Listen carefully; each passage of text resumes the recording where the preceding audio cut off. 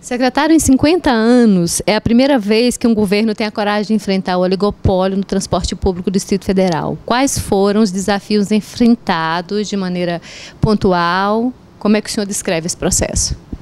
Essa questão iniciou na eleição, no momento em que se fez uma grande coligação das forças que queriam salvar o Distrito Federal da possibilidade de intervenção e que se identificou quais eram os grandes problemas que o Distrito Federal tinha e que a coligação determinou ao seu escritório financeiro que não aceitasse contribuição nem de informática, nem de lixo e nem de ônibus, porque essas áreas precisariam ter uma grande reforma.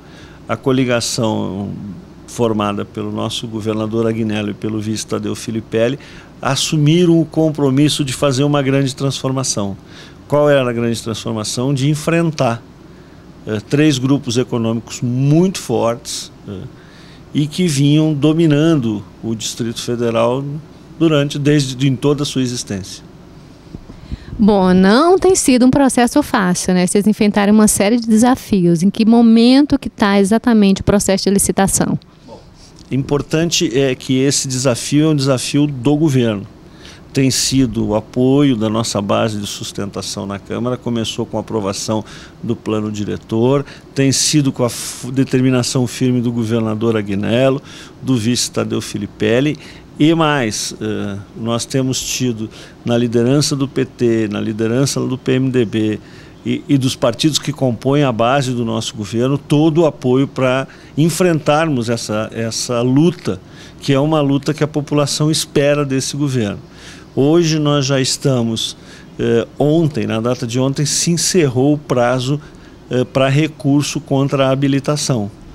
Agora nós temos um prazo de mais 10 dias para avaliarmos esse recurso e acreditamos que até o final desse mês iremos abrir as propostas econômicas e, se houver vagância em alguma dessas bacias, das 5 que compõem os lotes de licitação, nós iremos abrir um prazo de mais 30 dias para que novas empresas se candidatem a concorrer a essas bacias. Dentro dessas novas empresas, essas velhas que já operam no sistema aqui no DF, tem alguma chance de concorrer? Bom, nós tivemos, dos 3 grupos econômicos, um logrou habilitação, os outros 2 não. Os que não lograram habilitação foi o Grupo Canhedo e o Grupo Amaral. Acho muito pouco provável que eles consigam documentação para fazer frente a todas as exigências do edital. Eles são 2 grupos fortes, eles representam aí algo em torno de quase 1000 ônibus que operam no sistema do Distrito Federal, mas o importante é que a decisão tomada no sentido de que a gente possa ter grupos economicamente bastante fortes e, mais do que isso, grupos que sejam tecnicamente bem habilitados, vai possibilitar que já no metade do ano que vem nós tenhamos uma frota praticamente toda 0 quilômetro. Quando o senhor fala praticamente, nós estamos falando aí o quê? De 50% da frota? Quantos ônibus de fato irão para a rua? Nós estamos falando em 90% da frota. Por que não é 100%?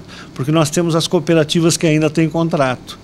Então nós temos que respeitar esses contratos. Então as cooperativas se mantêm, devem entrar algo em torno de 2.800 ônibus 0 quilômetros, todos eles com banco estufado, encosto de cadeira, piso antiderrapante, elevador para deficiente físico, inclusive uma novidade que todos eles terão obrigatoriamente que ter cadeira para obeso, que nem os aviões têm, mas que nos ônibus é uma cadeira maior, onde podem sentar 2 pessoas, mas se tiver um obeso ele pode ocupar sozinho. Ela é uma cadeira específica, fica perto do motorista. E os ônibus, os ônibus articulados terão ar-condicionados que fazem um percurso maior e 100% das passagens serão integradas, ou seja, o trabalhador que precisar pegar 3 ônibus em sequência para ir trabalhar vai pagar uma passagem só.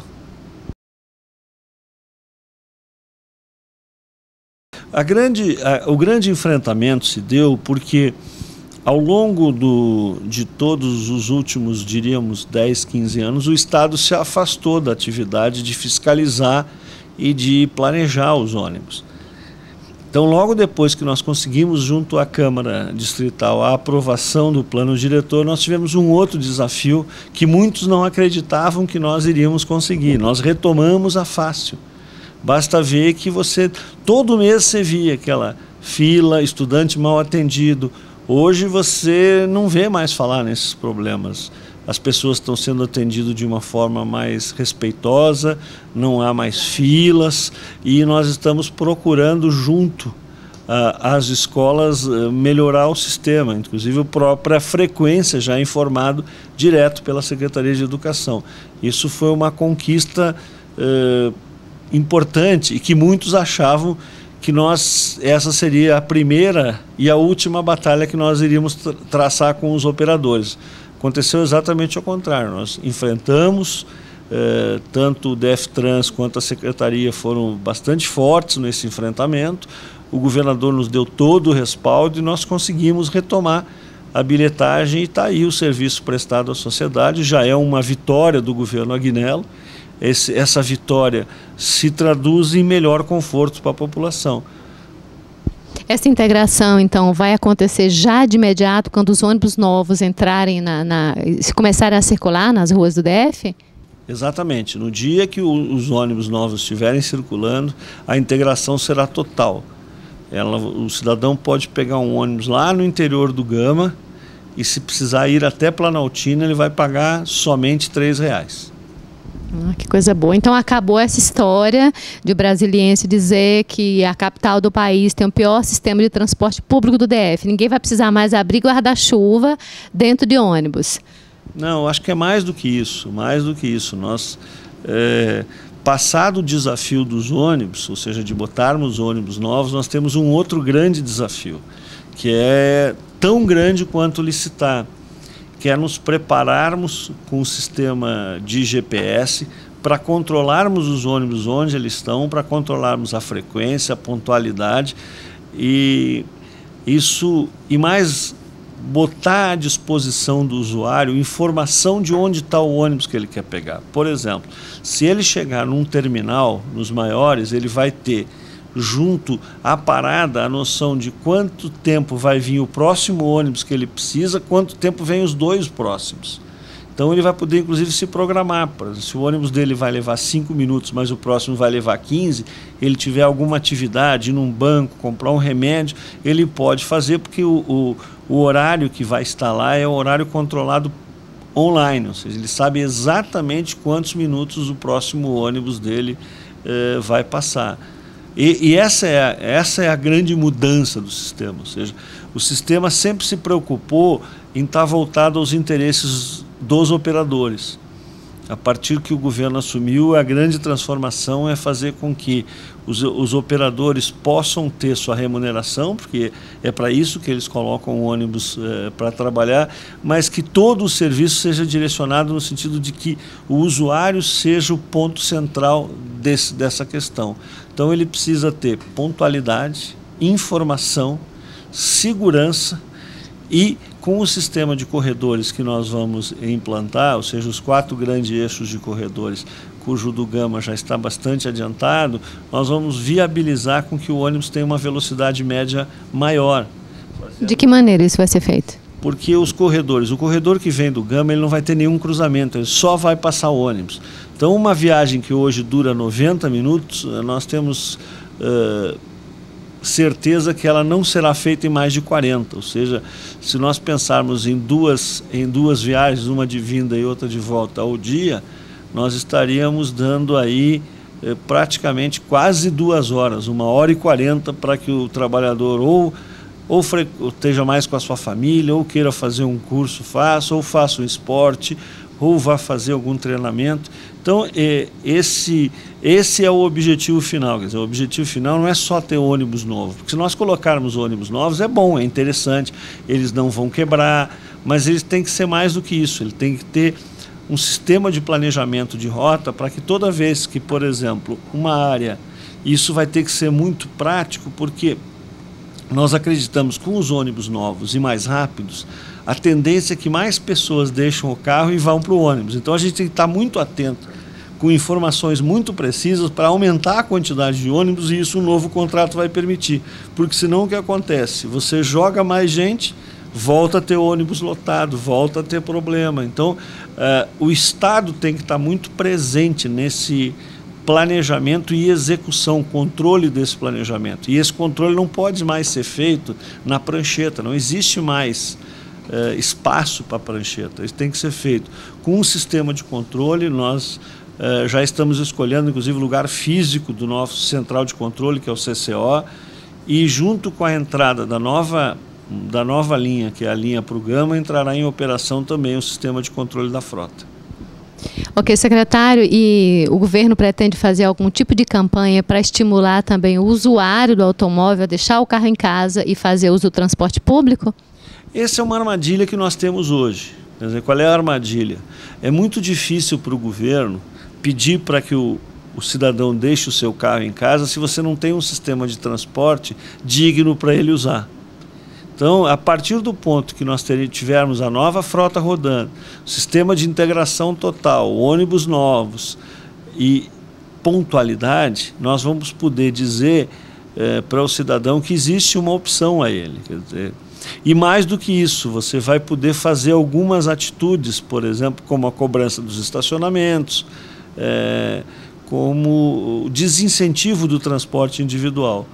Acho que o ano que vem será um grande ano para o usuário de ônibus. Serão ônibus que chegará a nova frota, que o sistema de controle estará implantado. Foram 2 anos de investimentos em conhecimento, em especificação, e parece muito tempo, mas nós estamos falando em 50 anos de comando total de 3 grupos. E mais do que isso, não se tem história no Brasil de uma licitação que tenha sido feita em menos de 2 anos, certo? Nós estamos até bastante dentro dos prazos que ocorrem no Brasil inteiro. E nós estamos partindo de um patamar muito abaixo do que já existe nas outras cidades, né? A nossa frota ficou muito defasada e nós, em função de termos esse oligopólio muito forte, com grandes empresários que, mais do que preocupar em melhorar o sistema, se preocupavam em mandar no Estado, essa diferença, quer dizer, você colocou o governo a serviço do usuário de ônibus e não a serviço do proprietário de empresa. Acho que essa foi a grande transformação e a gente viu o que aconteceu na Fácil. Acabou essa história, então? O governo retomou o transporte público do DF, o governo passa, então, a comandar isso agora? O governo passa a comandar, e mais importante do que isso, quer dizer, com a entrada da frota nova, você vai poder ter índices de qualidade cobrados. Certo? Hoje nós temos um grande problema e somos muito criticados por isso, que é o fato de você ter ônibus com mais de 7 anos. A opção que se tinha era retirá-los de circulação. Como os empresários não estão colocando ônibus novo porque eles não têm contrato, o maior prejudicado seria o próprio usuário, porque faltaria ônibus. Então, nós estamos convivendo com uma coisa que não é a melhor, quer dizer, ônibus com mais de 7 anos, mas a partir do ano que vem nós não teremos mais essa realidade, porque com os ônibus novos você pode ser totalmente rigoroso no processo de inspeção. Não que não se seja hoje, mas a grande questão é que mesmo você fazendo as inspeções, os ônibus quebram, e a gente tem visto hoje. Hoje mesmo a rádio falava em 16 ônibus quebrados,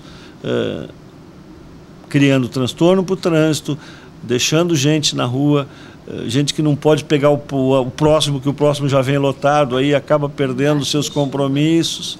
E agora na época da chuva ainda complica mais, você não tem um lugar para esperar, você não tem...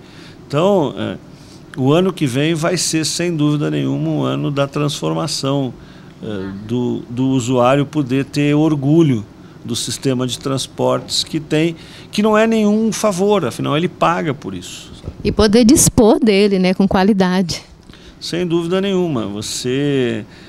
A gente vai a outros centros urbanos, você acaba vendo, as pessoas usam transporte coletivo. Aqui em Brasília, a pessoa só usa o transporte coletivo se ele realmente não tiver uma outra opção. Se ele tiver qualquer outra opção, ele acaba entrando, mesmo que acabe comprometendo mais o orçamento dele, mesmo que ele tenha mais problemas, ele acaba optando. Então, essa realidade vai mudar, porque, como se diz muito bem, uma sociedade desenvolvida não é aquela que os pobres andam de carro, mas é aquela que os ricos andam de ônibus. Por quê? Porque é uma questão de concepção de sociedade.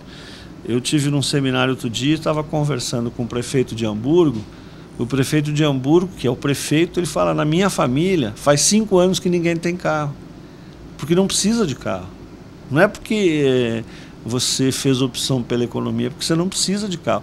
Lugares como Nova York, ninguém tem carro. Se você precisar de um carro para viajar, você aluga e vai tirar umas férias, certo? Então, Londres, você tem áreas que para você entrar só com carro elétrico e mesmo assim pagando uma fortuna. Esse é o nosso... aí que a gente precisa chegar.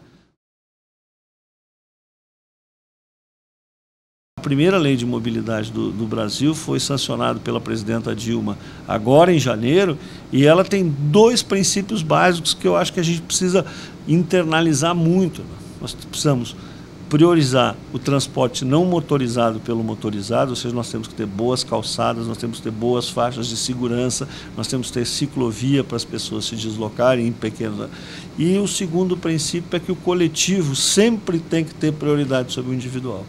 E aí sim você vai ter uma sociedade que democratize a mobilidade, que é um conceito novo. A gente sempre falava em transporte, hoje você fala em mobilidade. Mobilidade é mais do que um bom ônibus, é uma boa calçada. E algumas regiões de Brasília não foram feitas para isso. O próprio plano piloto foi uma concepção para se andar de carro. Se dizia há muito tempo que aqui a gente tinha cabeça, tronco e rodas. E agora a gente tem que mudar, porque não tem espaço. Não adianta ampliar as vias, principalmente nos últimos anos, que é onde a população teve um significativo aumento de sua renda, e as possibilidades da compra do transporte individual ficaram muito acessíveis, até por questão de diminuição de imposto, de diminuição do juro. Mas o translado dia a dia para a sua escola, para o seu trabalho, ele deve ser feito de forma coletiva, porque é ambientalmente melhor, socialmente mais justo, e todas as sociedades, quando se desenvolvem, caminham para isso.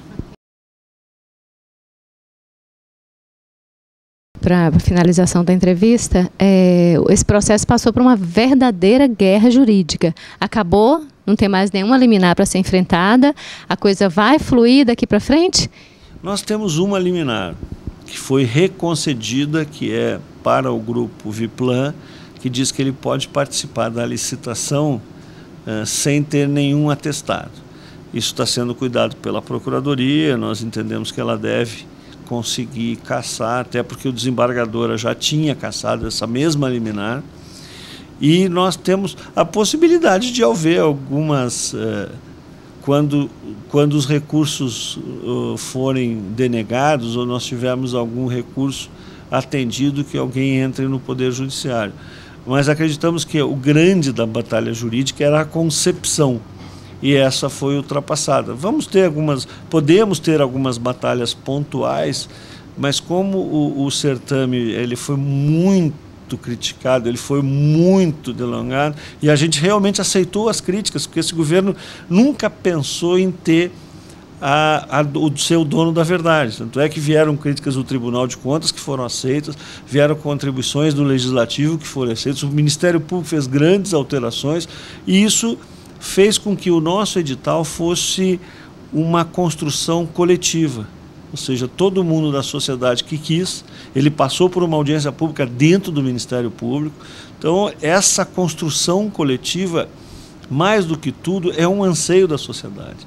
É um anseio do usuário, é um anseio da imprensa, é um anseio dos órgãos de controle, é um anseio dos nossos políticos, e eu tenho certeza que nós vamos chegar, porque são poucos aqueles que ainda resistem a essa mudança, ou por interesse econômico ou por interesse político, mas são bem poucos, cada vez menos grupos ou pessoas acabam se insurgindo contra essa, que é uma realidade que é inexorável. Não tem como manter um sistema de ônibus cuja 75% da frota não tem contrato, ônibus velho, desrespeito ao usuário e falta de um planejamento que possa... Hoje o sistema que roda em Brasília tem pelo menos 30% a 40% do seu custo por irracionalidade. Você tem gente rodando em paralelo, gente pirateando uma linha da outra, e não temos integração, que acaba penalizando muito o usuário. Mas eu tenho certeza que 2013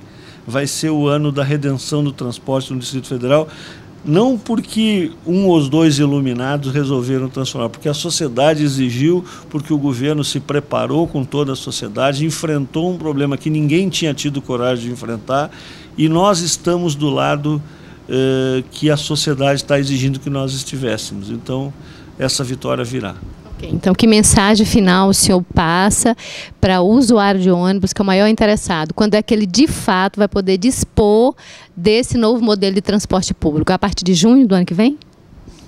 Até junho do ano que vem, nós teremos grande parte da frota totalmente alterada, ou seja, todos os ônibus serão novos. A partir daí nós iremos começar a racionalizar as linhas, as integrações. Porque se a gente fizesse tudo de uma vez só, ninguém ia saber que ônibus ia pegar. Então, aos pouquinhos, e nós terminaremos 2013 com todo o sistema racionalizado, ônibus novos. E mais do que isso, os terminais já estão em licitação para serem reformados, a rodoviária já está com escadas rolantes novas, vai ter elevadores novos e passará por uma reforma significativa até a Copa das Confederações.